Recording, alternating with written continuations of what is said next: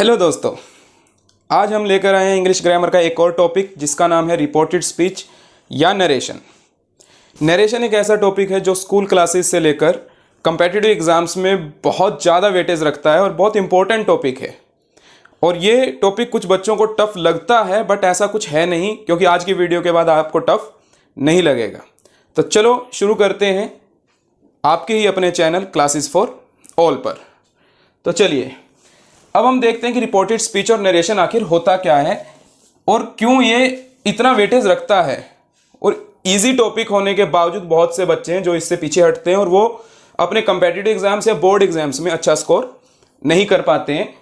तो आज हम इसके ऊपर बात करते हैं कि आखिर नरेशन होता क्या है, रिपोर्टेड स्पीच होता क्या है। रिपोर्टेड स्पीच नाम से ही पता चलता है कि कोई ऐसी स्पीच है जो रिपोर्ट की गई है सामने वाले व्यक्ति को। नरेशन भी क्या होता है, जो आपने अपने कथन कहे हैं या अपनी बात बोली है वो आपका नरेशन का पार्ट है। तो नरेट करना ही नरेशन से जुड़ा है। और रिपोर्टेड स्पीच यानी जो स्पीच आपने रिपोर्ट की है, यानी कि जो आप एक सेंटेंस अब देखोगे उसमें एक रिपोर्टर होगा, जिसको वो बोल रहा होगा वो ऑब्जेक्ट है उस केस में जिसको वो बोल रहा है, और एक रिपोर्टेड स्पीच होगी। तो चलिए देखते हैं वो क्या है। पहला सेंटेंस जो आपके सामने बोर्ड पे ऑलरेडी लिखा हुआ है, He said to Reena, I love you। Okay, तो इसमें ही जो है वही आपका सब्जेक्ट है, जो said to है वो आपकी रिपोर्टेड वर्ब है, और जो ये रीना है ये यहाँ ऑब्जेक्ट है, यानी सब्जेक्ट ने ऑब्जेक्ट को वो बात बोली है। और said to रिपोर्टेड वर्ब आप यहाँ देख रहे होंगे कि से का said यानी पास्ट में है। तो प्रेजेंट में होगी तो क्या करना है, पास्ट में होगी तो क्या करना है, इसके लिए अलग से हम आपको बताएंगे। अब जो बाकी का बचा हुआ पार्ट है कि ही सेड टू रीना, उसने रीना से क्या कहा, आई लव यू। तो ये आपका पूरा हो गया रिपोर्टेड स्पीच, यहां जो कहे हुए वर्ड है। तो यानी यहां एक वर्ब और भी है। अब बात आती है कि इसे हम सोल्व कैसे करेंगे। अब ये तो आपका डायरेक्ट है, आपने इसी का एक और नाम सुना होगा, डायरेक्ट इनडायरेक्ट स्पीच। तो ये आपका डायरेक्ट सेंटेंस है, जैसा उसने रीना से बोला।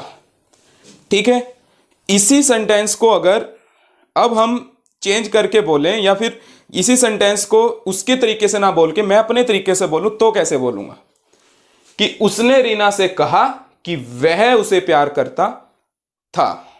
ठीक है, क्योंकि उसकी कही हुई प्रेजेंट की बात पास्ट में चली जाती है। यही इस रिपोर्टेड स्पीच या नरेशन का सबसे मेन क्रक्स है। क्लियर है? तो ये आपके साथ लिए सब कुछ बोर्ड पे लिखा हुआ है और इसको ही हम वन बाय वन जहां जहां यूसेज इसका होगा हम बताते चलेंगे, और आपको ये आज के बाद रिपोर्टेड स्पीच में कोई प्रॉब्लम नहीं रहने वाली है।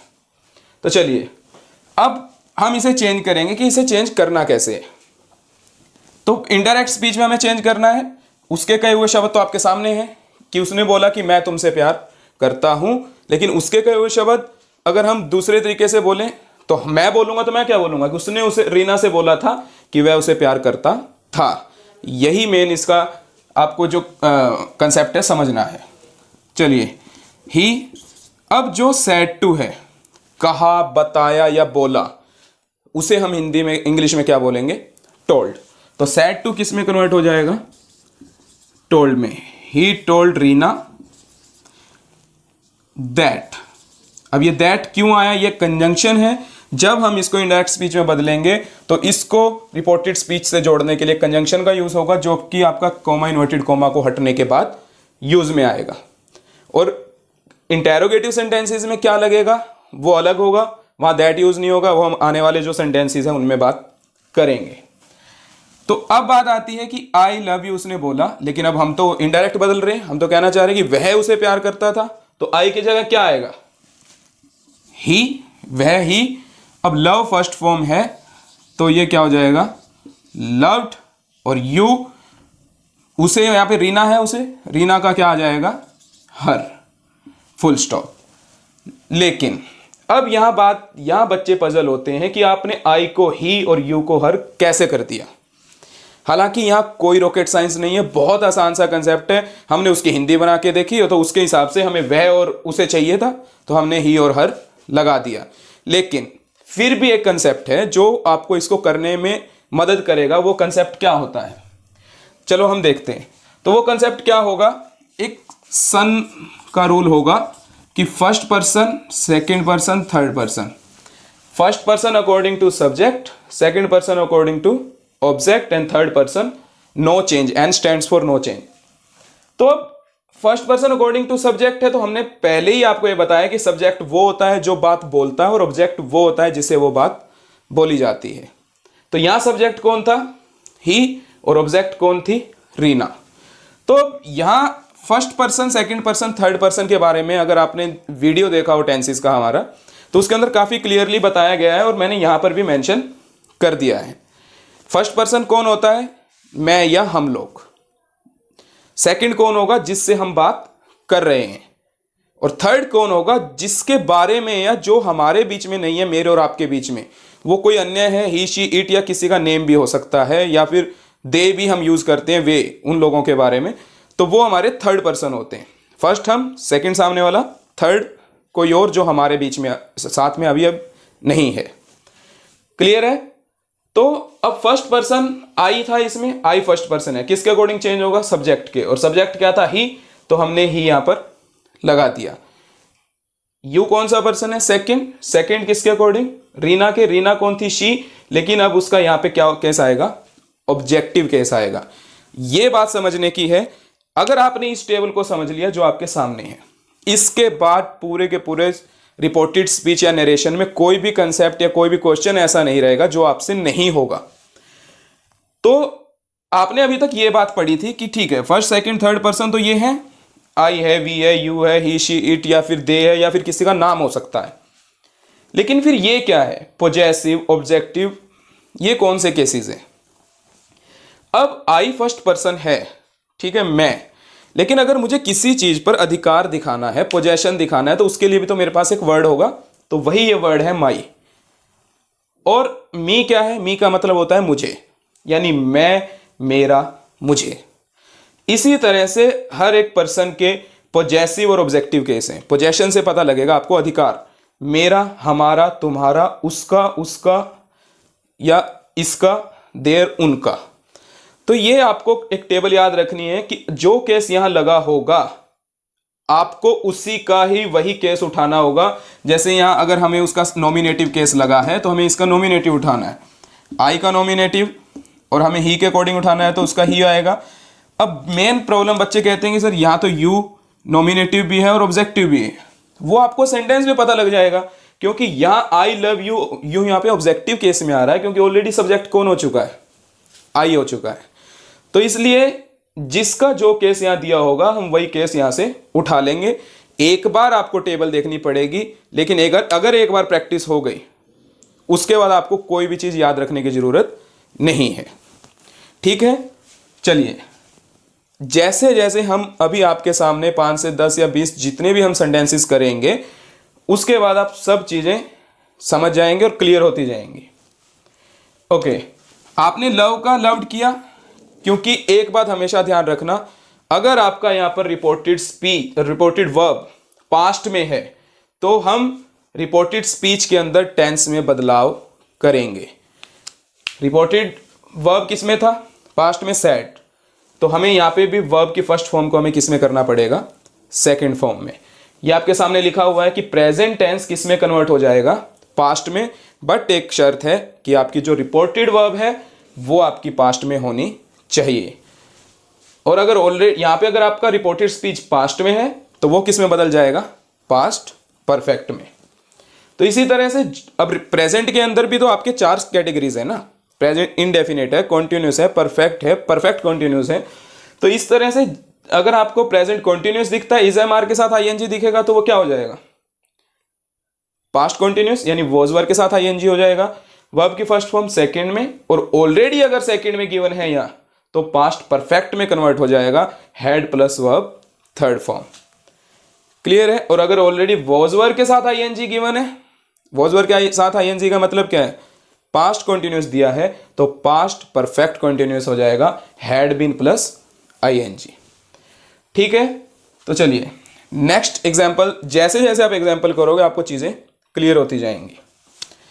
अब देखिए, हमने ये एग्जाम्पल उठाया, यहां अब आपकी रिपोर्टेड वर्ब पास्ट में नहीं है, प्रेजेंट में है।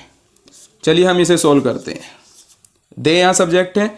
अब जो से टू है वो टोल्ड में नहीं कन्वर्ट होगा, क्योंकि से टू आपका टेल में ही कन्वर्ट होगा। ओके, ये प्रेजेंट में है तो प्रेजेंट में ही रहेगी। They tell Ram. और अगर यहां प्लूरल ना होकर कोई सिंगुलर सब्जेक्ट होता तो यहां सेज होता तो वो टेल्स होता। Understood? They tell Ram that we. अब वी कौन सा पर्सन है? वही फर्स्ट पर्सन। फर्स्ट पर्सन किसके अकॉर्डिंग चेंज होगा? According to subject. सब्जेक्ट क्या है? दे, तो वी भी नॉमिनेटिव केस, दे भी nominative case. Clear? They will go to Jaipur. अब विल मॉडल वर्ब है। मॉडल वर्ब भी अगर आपकी प्रेजेंट में है वो भी किस में कन्वर्ट हो जाएगी? पास्ट में। विल किस में कन्वर्ट हो जाएगी? वुड में। ये भी आपके सामने सब लिखा है। विल वुड में, कैन कुड में, शैल शुड में, मे माइट में। बट कब कन्वर्ट होती है आपकी यहां पर जो वर्ब्स होगी वो फर्स्ट सेकंड में कब होगी? उसकी कंडीशन थी कि यहां रिपोर्टेड वर्ब आपकी पास्ट में होनी चाहिए। बट मैंने इसलिए ये सेंटेंस एग्जांपल में लिया क्योंकि इसके अंदर आपकी रिपोर्टेड वर्ब पास्ट में नहीं है। जब रिपोर्टेड वर्ब ही पास्ट में नहीं है तो हम उसका मेन या रिपोर्टेड स्पीच की वर्ब में भी कोई चेंज नहीं करेंगे, सिर्फ प्रोनाउन चेंज करेंगे according to SON. Subject object no change. 1 2 3 ये एक की पॉइंट है जो आपको याद रखना है। तो ये यूं का यूं ही रहेगा। They will go to Jaipur. Clear है? अगर यहां रिपोर्टेड वर्ब पास्ट में होता तो हम विल को वुड कर देते। अंडरस्टूड? बहुत इजी कंसेप्ट है, क्लियरली आपको समझ आएगा।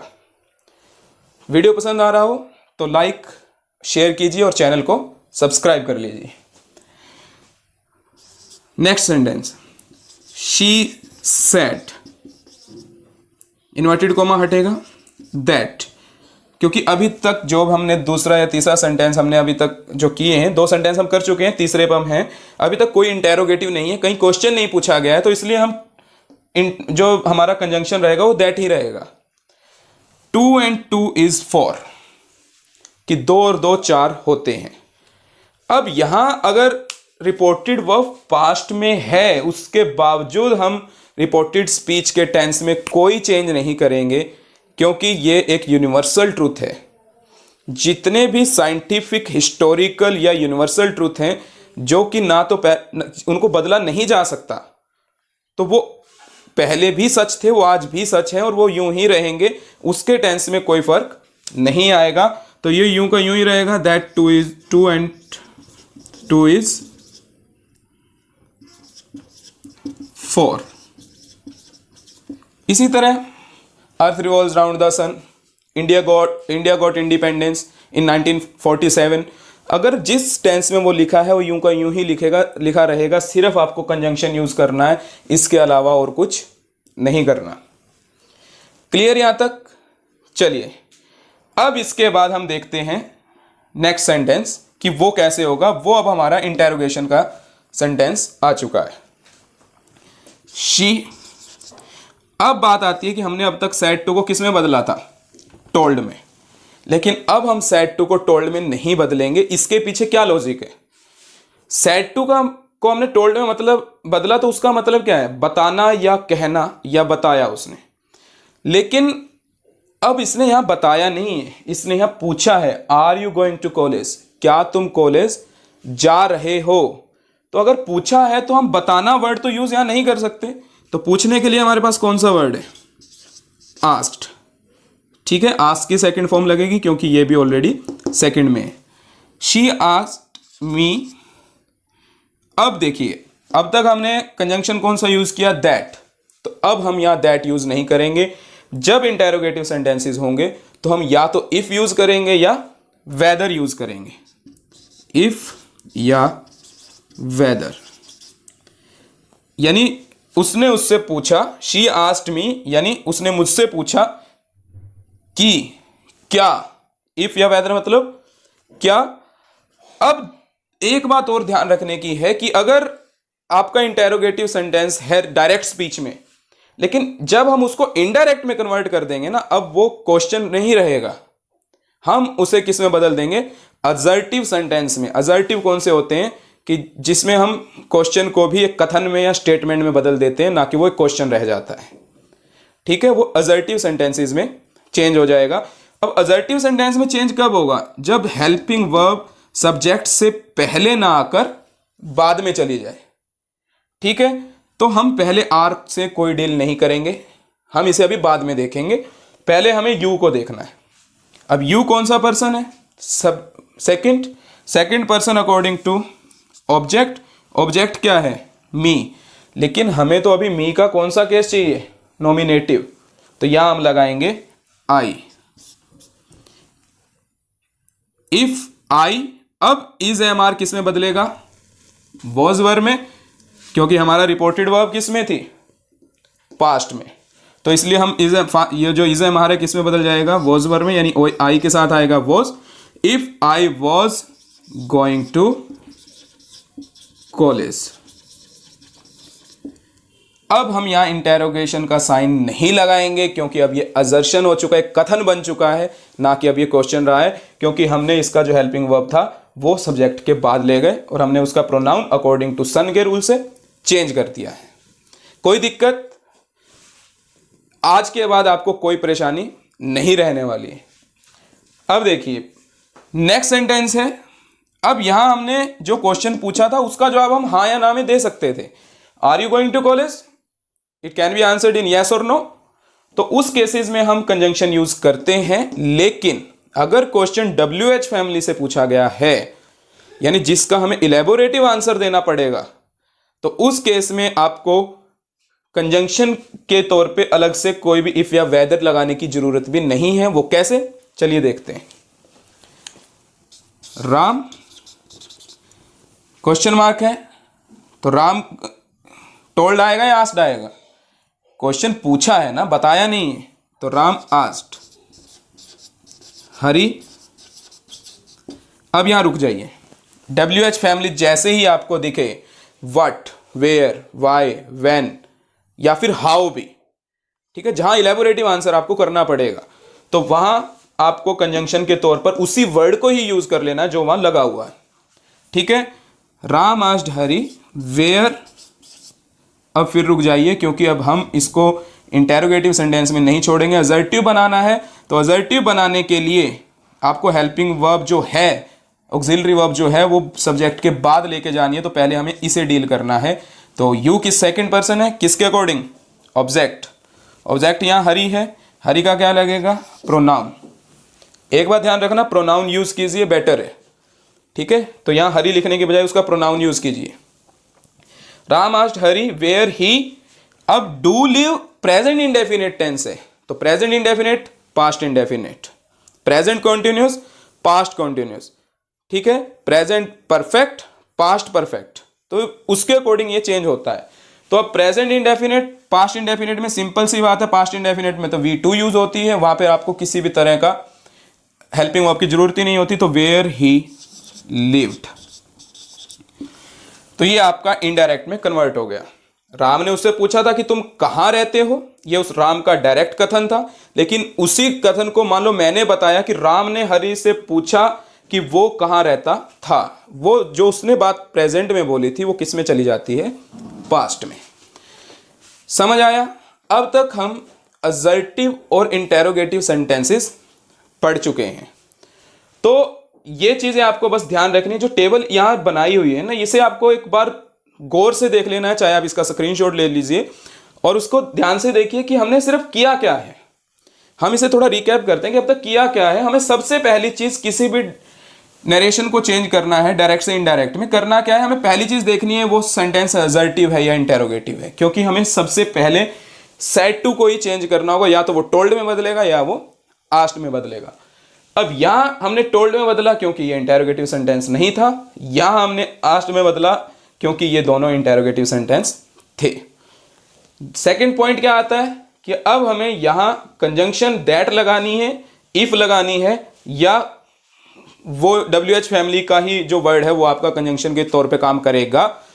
तो बस अगर इंटेरोगेटिव है तो इफ या वेदर, नहीं है तो दैट। क्लियर है? और अगर WH फैमिली है तो वो खुद ही एक कंजंक्शन का काम करेगी। चलिए उसके बाद क्या पॉइंट आता है कि जो अब रिपोर्टेड स्पीच में हमें चेंज करना है सब्जेक्ट और ऑब्जेक्ट को, तो वो कैसे चेंज होगा? तो first person according to subject और second person according to object. Clear है? अभी तक आपने क्या किया, असर्टिव और इंटेरोगेटिव के कुछ सेंटेंसेस देख लिए। कुछ और प्रैक्टिस करते हैं जिससे कि आपको ये कंसेप्ट बिल्कुल क्लियर हो जाएगा। तो देखिए अब एक और सेंटेंस आपके सामने, Radha said to her I go to office at 10 o'clock। जैसे हमने यूनिवर्सल ट्रूथ की बात की थी, उसी तरह से कुछ हैबिट्स और रूटीन एक्शंस भी होते हैं जिसका हम टेंस चेंज नहीं करेंगे रिपोर्टेड स्पीच के अंदर। तो हम अभी तक सबसे पहली चीज जो हमने बताई थी, किसी भी सेंटेंस को आपको रिपोर्टेड स्पीच में डायरेक्ट को इनडायरेक्ट में चेंज करना है, तो पहली चीज आप ये देखो कि उसके एंड में क्वेश्चन मार्क है या नहीं है। नहीं है तो सेड टू किस में जाएगा? टोल्ड में। राधा टोल्ड हर, और यहां क्या आ जाता है? दैट। यानी ये दो चीजें आपको सिर्फ एक यहां देखने से ही पता लग जाएंगी कि यहां आस्क्ड या इफ आएगा या टोल्ड या दैट आएगा। क्लियर है? अब उसका रूटीन होगा कि मैं रोज ऑफिस जाता, कितने बजे? 10 बजे। सिर्फ प्रोनाउन चेंज करोगे। एक बात ध्यान रखना, जहां मैं कह रहा हूं कि रिपोर्टेड स्पीच का टेंस चेंज नहीं होगा, तो सिर्फ टेंस चेंज नहीं होगा। टेंस क्या होता है? वर्ब्स चेंज नहीं होंगी, लेकिन प्रोनाउन चेंज होंगे। I first person according to subject, subject Radha है तो राधा का नॉमिनेटिव केस हो जाएगा शी। अब शी के साथ फर्स्ट फॉर्म ही रहेगी, बट गो का गोज हो जाएगा, जो कि प्रेजेंट इंडेफिनिट में आप सिंगुलर के साथ लगाते हैं। टेंस चेंज नहीं किया है, फर्स्ट फॉर्म ही है। She goes to office at 10 o'clock। यानी जब रूटीन या कोई हैबिट का आपके सामने कोई डायरेक्ट स्पीच आता है, उसमें हम कोई टेंस चेंज नहीं करेंगे। चलिए नेक्स्ट, सबसे पहला ध्यान कहां आएगा? लास्ट में। लास्ट में इंटेरोगेशन साइन है, तो यहां हमें क्या करना पड़ेगा? आस्क्ड। शी आस्क्ड हरी। अब हमें यह देखना है कि ये WH फैमिली से शुरू हो रहा है या किसी हेल्पिंग वर्ब से शुरू हो रहा है। यानी हेल्पिंग वर्ब कौन सी? Is, am, are, was, were, do, does, did, has, have, had. इनमें से अगर शुरू हो रहा है तो हमें कंजंक्शन चाहिए ना, क्योंकि अभी हमने क्या पढ़ा कि WH फैमिली या हाउ से शुरू हो रहा है तो हमें कोई कंजंक्शन नहीं चाहिए, वो ही आपके कंजंक्शन का काम करेगा। She asked Hari when. और अब हम इसको इंटेरोगेटिव में नहीं छोड़ेंगे, असर्टिव में लेके आएंगे, यानी सिंपल कथन रखेंगे। तो पहले यू को डील करेंगे, you according to object. Object क्या है? हरी। हरी का क्या प्रोनाउन यूज होगा? ही। व्हेन ही, अब विल किसके में चेंज हो जाएगा? क्योंकि अब तो टेंस चेंज होगा ना, क्योंकि आपके पास क्या है?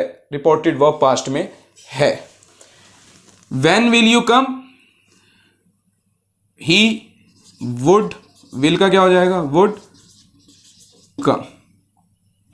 अब बच्चे अगर ये पूछ लें कि सर कम का केम क्यों नहीं किया, वर्ब की सेकंड फॉर्म क्यों नहीं लगाई, तो लॉजिक है इसके पीछे भी। अगर आपने मॉडल वर्ब यूज कर ली है, चाहे वो विल हो या वुड हो, तो मॉडल वर्ब के बाद कभी भी सेकंड या थर्ड फॉर्म नहीं आती, हमेशा वर्ब की फर्स्ट फॉर्म यूज होती है।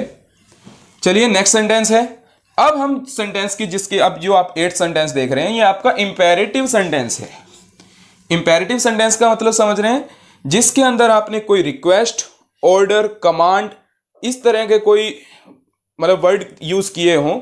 यानी आपका जो सेंटेंस का डायरेक्ट स्पीच का जो फॉर्मेशन है वो इस तरह का हो जिससे पता लगे कि आप किसी से को कोई सलाह दे रहे हैं, किसी से कोई रिक्वेस्ट कर रहे हैं, किसी को कोई ऑर्डर दे रहे हैं, कोई कमांड दे रहे हैं, तो वो हमारे इंपेरेटिव सेंटेंसेस होंगे। तो हम उसको कैसे करते हैं? मेन तो आपको पहले सबसे पहले क्या देखना है? यहां तो नहीं है, कोई इंटेरोगेशन का साइन नहीं है, तो यहां अब हम शी, तो टोल्ड ना कहकर उसने प्लीज लगाया ना, तो बताया क्या? उसने उससे रिक्वेस्ट की है। तो जो चेंज होगा ना इंपेरेटिव सेंटेंसेस में, वो यहां आएगा कि जो आप रिपोर्टेड वर्ब को टोल्ड कर रहे थे अब तक, यहां आप अब अलग अलग वर्ड यूज करेंगे। रिक्वेस्ट की है तो रिक्वेस्टेड, एडवाइस दिया है, कोई सलाह दी है तो एडवाइस्ड, और अगर किसी ने ऑर्डर किया है किसी को तो ऑर्डर्ड, कमांड दी है तो कमांडेड। तो इस तरह से आपको अब सेड टू की जगह इस तरह के वर्ड यूज करने हैं। जैसे प्लीज के सेंटेंस से आपको पता है, रिक्वेस्ट की है तो she requested, she requested Ramu. ध्यान रखना यहाँ टू नहीं लगाना है। क्लियर है? शी रिक्वेस्टेड रामू, क्या अब यहां कंजंक्शन लगाओगे? ये सेंटेंस आपके लिए बहुत ईजी है, आप सिर्फ यहां टू का यूज कीजिए। She requested Ramu to bring my, first person है, उसका पोजेसिव केस है, तो शी का भी आपको पोजेसिव केस यानी सब्जेक्ट का पोजेसिव केस उठाना है। टू ब्रिंग हर बुक, खत्म। यानी जब आपने यहां रिक्वेस्टेड कर दिया उसके बाद टू लगाइए, और जो भी आपका आगे टू के बाद हमेशा V1 आती है, टेंस चेंज नहीं होगा, सिर्फ प्रोनाउन चेंज कीजिए। हाँ, प्रोनाउन आपको हर तरह के सेंटेंसेस में चेंज करना है। नेक्स्ट देखते हैं हम। The doctor said to Sita. अब the doctor take medicine regularly. Take medicine regularly, doctor आपको क्या देता है? सलाह देता है। तो हम यहां सेड टू को किस में कन्वर्ट कर सकते हैं? द डॉक्टर एडवाइज्ड, ध्यान रखना यहां सेकंड ही लगेगी, एडवाइज का advised. The doctor advised Sita, किस चीज की सलाह दी? टू टेक मेडिसिन रेगुलरली, क्योंकि यहां हमारे पास कोई अलग से प्रोनाउन नहीं है, तो हमें कोई चेंज ही नहीं करना, सिर्फ टू लगाया और यूं का यूं रख दिया। Clear, easy. Next, the teacher said to Hari don't write on table. Teacher ने हरी को बोला कि टेबल पर मत लिखो। अब क्या किया है? उसने कुछ इंस्ट्रक्शन दी है और मना किया है किसी चीज के लिए, तो आप इसको दो तरीकों से कर सकते हैं। पहला तो आप ये देखिए, द टीचर इंस्ट्रक्टेड हरी,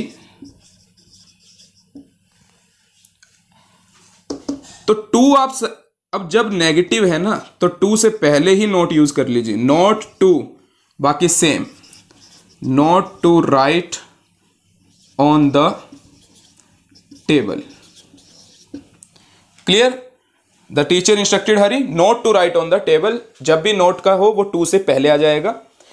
अब जो दूसरा तरीका है वो कैसे यूज करेंगे? मना किया है तो मना करने को हम इंग्लिश में बोलते हैं फॉरबिड। ठीक है, the teacher forbid Hari to write on the table. आया होगा क्वेश्चन दिमाग में, अभी आया होगा कि अब यहां आपने नोट क्यों नहीं लगाया। एक्चुअल में हम फॉरबिड यूज कर चुके हैं, फॉरबिड का मतलब ही होता है मना करना। तो यानी टीचर ने हरी को मना किया क्या करने के लिए? To write on the table. तो हम यहां दोबारा अब नोट नहीं लगाएंगे, इसीलिए हमने इस सेंटेंस को दो तरीकों से बनाया। अगर आपने पहले इंस्ट्रक्टेड किया तो ठीक है, हम नोट किस चीज का इंस्ट्रक्शन दिया? Not to write. मना किया किस चीज के लिए? टेबल पर लिखने के लिए। तो यहां दोबारा से नोट की जरूरत नहीं है। She said to Geeta may God bless you. इस तरह के सेंटेंसेस आपके किस में आएंगे? ऑप्टेटिव में, जिसमें आपने क्या किया हो, किसी के लिए कोई कामना की हो, विश की हो, तो हम उसको कैसे करेंगे? तो आप सेड टू की जगह क्या लगा दोगे? She wished. ठीक है, तो सेड टू की जगह आपने विश्ड किया। अब वो विश किससे की उसने? अब विश की, शी विश्ड दैट। ओके, आपने कंजंक्शन कौन सा यूज किया? दैट। अब यहां गीता नहीं लगाओगे क्योंकि उसने गीता से विश नहीं किए, गीता के लिए विश किए। तो शी विश्ड दैट गॉड, क्योंकि अब हम मे है जो इसके बाद लेके जाएंगे, और मे का क्या हो जाएगा? Might. God might bless you. किसके लिए आएगा? गीता के लिए, यानी second person according to object. अब यहां आप गीता का प्रोनाउन यूज कर सकते हैं कि she wish that God might bless her. तो ये सेंटेंस इस तरह से कन्वर्ट होता है। तो यहां पर आपको ऑप्टेटिव और इंपेरेटिव सेंटेंसेस, और एक जो आपने प्रैक्टिस किया कि किस तरह से हम रूटीन वर्क के जो हैबिट के सेंटेंसेस है उसको कैसे कन्वर्ट करते हैं। क्लियर? यहां तक आया समझ? चलिए ठीक है, अब बारी आती है आपका जो लास्ट टाइप्स के जो आपके सेंटेंसेस रहे हैं रिपोर्टेड स्पीच में, वो हैं एक्सक्लामेटरी सेंटेंसेस। अब एक्सक्लामेटरी क्या होता है वो आप बचपन से पढ़ते आए हैं कि जिसके अंदर हम साइन ऑफ एक्सक्लामेशन देख लें। और वो साइन ऑफ एक्सक्लामेशन कब लगता है? जब आप सरप्राइज हो जाते हैं या फिर हक्के बक्के रह जाते हैं कि what a beautiful it is, what a nice view. And जब इस तरह के सेंटेंसेस आप बोलते हैं वो एक्सक्लामेशन है, या फिर आप कुछ दुख प्रकट कर रहे हैं, कोई खुशी प्रकट कर रहे हैं, तो ये आपका एक्सक्लामेशन सेंटेंसेस का पार्ट है। तो हम कुछ एग्जाम्पल से देखते हैं कि उस तरह के सेंटेंसेस को हम कैसे सॉल्व करेंगे। चलिए नेक्स्ट सेंटेंस आपका, he said what a beautiful girl Jiya is, कि जिया कितनी ब्यूटीफुल गर्ल है। तो यानी अब आपने क्या किया, प्रेज की है उसकी कि बहुत ब्यूटीफुल है। तो इस तरह के सेंटेंसेस में एक वर्ड होता है एक्सक्लेम्ड, ही एक्सक्लेम्ड, उसने एक्सक्लेम किया उस चीज को, उस चीज के बारे में बोला। तो कैसे बोला, उसकी प्रेज की है, ही एक्सक्लेम्ड विद प्रेज दैट। अब आप कहेंगे सर यहां तो वट लगा है तो दैट क्यों? वो वट क्वेश्चन पूछने के लिए नहीं लगाया गया है, वो एक उसको एक्सक्लेमेटरी सेंटेंस बनाने के लिए ही वट लगाया गया है। तो इस तरह के सेंटेंसेस को हम जब डील करेंगे तो कंजंक्शन दैट आएगा, क्योंकि हमने पहली बात कही थी आपको अगर साइन ऑफ इंटरोगेशन दिखे तो ही आप इफ या वेदर के लिए जाओगे, वरना नहीं जाओगे। तो और तभी आप वट को क्या मानोगे कि वो क्वेश्चन के लिए आपको WH फैमिली यूज की गई है, बट यहां ऐसा नहीं है। अब हम इस तरह के सेंटेंस को कन्वर्ट करेंगे तो एक्चुअल में कहना क्या चाह रहा है कि Jiya is a beautiful girl, what a beautiful girl Jiya is. अगर मैं इसको एडजेक्टिव सेंटेंस में बोलूं तो क्या बोलोगे, जिया इज अ ब्यूटीफुल गर्ल। तो हम इसे कैसे कन्वर्ट करेंगे, पहले जिया इज को कन्वर्ट कीजिए, he exclaimed with praise that Jiya was a beautiful girl। यानी आपको पहले लास्ट से ही शुरू करना है इस तरह के सेंटेंसेस में। आप नेक्स्ट में भी देख सकते हैं कैसे करना है। We said what a nice place it is. अब क्या क्या उसने एक्सक्लेमेशन विथ सरप्राइज, अरे वो सरप्राइज हो रहे हैं कि कितना अच्छा प्लेस वो है। तो we exclaimed with surprise that it is, तो it is क्या हो जाएगा, it was। ठीक है, क्योंकि ये भी थर्ड पर्सन है, ये भी थर्ड पर्सन था, तो हमें इसका तो कोई सन का रूल अप्लाई करना ही नहीं है। तो it was a nice place। Clear. Next देखिए, Ram said alas I have been ruined। Alas जो वर्ड है ये आपको दुख को शो करने के लिए यूज किया जाता है कि अगर आप दुखी हैं तो अल्लास वर्ड है जो आपकी भावनाओं को प्रकट करेगा। तो जब दुख है तो दुख को इंग्लिश में क्या बोलते हैं, sorrow. Ram exclaimed with sorrow that. अब यहां प्रोनाउन चेंज होगा, आई है तो I according to subject, subject Ram है तो उसका नॉमिनेटिव केस ही। हैज हैव किस में चेंज होंगे, हैज हैव भी किस में चेंज होंगे, हैड में। ठीक है, तो हैज हैव हैड में, क्योंकि present perfect past perfect. He had been ruined। ruined का मतलब होता है बर्बाद होना। ठीक है, चलिए लास्ट सेंटेंस देखते हैं।